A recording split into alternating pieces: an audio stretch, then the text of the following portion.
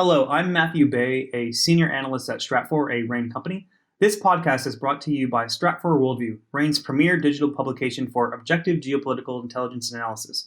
Sign up for the free Stratfor newsletter at worldview.stratfor.com.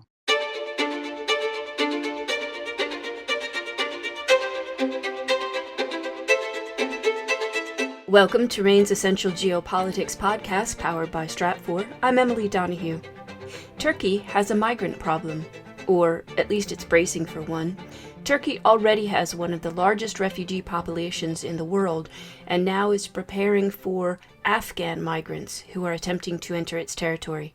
Here with details is Ryan Bohl, Stratfor Middle East and North Africa analyst at RANE. Welcome back, Ryan. Thanks for having me, Emily. Can we talk about why Turkey is bracing itself, so to speak, for Afghan migrants? Well, the Turkish government is preparing for the potential large wave of Afghan refugees fleeing the Taliban victory that's seen the U.S. government overthrown there, and folks are trying to escape from Taliban control and make their way towards Europe, which has been a traditional path for Afghan refugees ever since the U.S. invasion in 2001. But with this new victory of the Taliban over the Afghan government, the Turks are preparing themselves for the possibility that there will be another surge of sudden refugees. So let's talk a little bit about how a new wave of migrants could affect Turkey's relationship with Europe, especially. Well, since Turkey is a key route to getting towards Europe, Turkey has a certain amount of leverage over the European Union, and it has traditionally used that leverage to extract aid from the European Union, where Turkey says that if they get a certain amount of financial support, they will host a certain amount of refugees. Now, they've got a population of around 4 million refugees. The overwhelming amount of them are Syrian, from the Syrian civil war to the south. But Turkey is now signaling that it's not willing to do that now, that it doesn't want to host any more refugees that might be coming out of Afghanistan. And that creates a conundrum in the Turkish-European Union relationship. On the one hand, the Turks definitely want more aid out of the European Union. They can use that to hire Turks for their own work, to boost their economy and strengthen their relationship with Europe, which is a major trading partner. On the other hand, Turkish domestic politics has turned against having to host more refugees. Under Turkish law, refugees in Turkey are able to work. That's one of the reasons that people tend to move towards Turkey as opposed to places like Iran or into the Gulf states. Refugees can work there, and as a result, they're competitors with Turks for jobs. Now, as the economy in Turkey is trying to recover from the COVID-19 pandemic, as well as some economic mismanagement of years past, some of these jobs are scarce, and it becomes a fierce competition, particularly for what we might think of as blue-collar or working-class jobs between refugees and native-born Turks.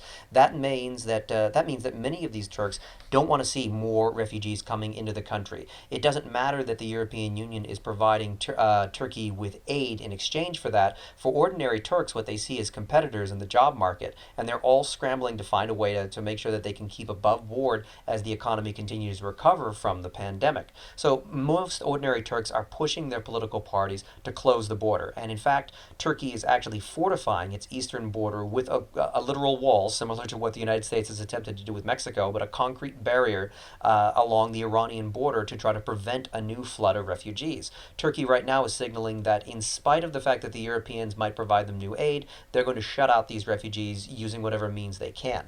So that creates a potential problem in which if some of these refugees do manage to get past this barrier, and this barrier is not complete, and they start to arrive in substantial numbers, Turkey might decide to risk its relationship with the European Union by sending them on. In spite of the fact that they've got refugee agreements with the European Union, they may decide because of their domestic political situation that they simply have to send them on to Greece and other countries, and that will create a new diplomatic challenge or even a crisis with the European Union.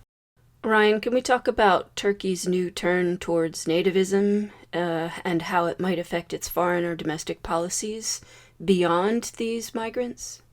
Right. So not only are the Turks tempted to send these refugees on and create turbulence in the European relationship, they're also tempted to fortify the border, to close off Turkey from hosting more refugees, and even to start finding ways to send some refugees home.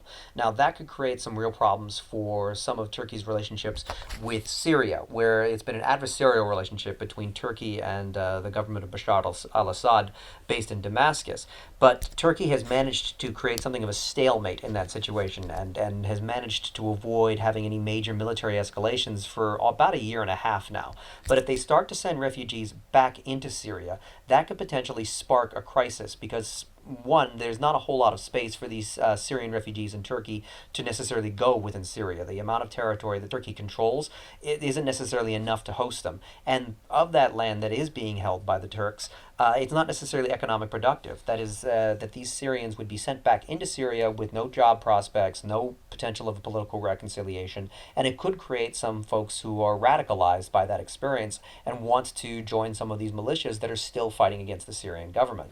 Then there's the potential that some of these more extreme groups that aren't exactly underneath Turkey's control could start to attack Syrian forces and inflame tensions there. So that's one big problem, is that by expelling Syrian refugees back into Syria, they could exacerbate tensions with Syria, they could exacerbate tensions with Syria's major patron, Russia, and they could end up back into a military confrontation that they've been able to avoid since February and March of 2020. The other problem that they might have as they decide to start pushing some of these Syrian refugees out is that they could be coming under intense scrutiny from human rights organizations, from the United Nations, from the United States, from the European Union, who are already wary of the way that Turkey's human rights record under President Erdogan has kind of shifted towards a more authoritarian approach, and they might see a sudden decision to start pushing Syrian refugees out of Turkey as yet another human rights violation that requires extra scrutiny, potentially even things like sanctions or censure, that sours those relationships.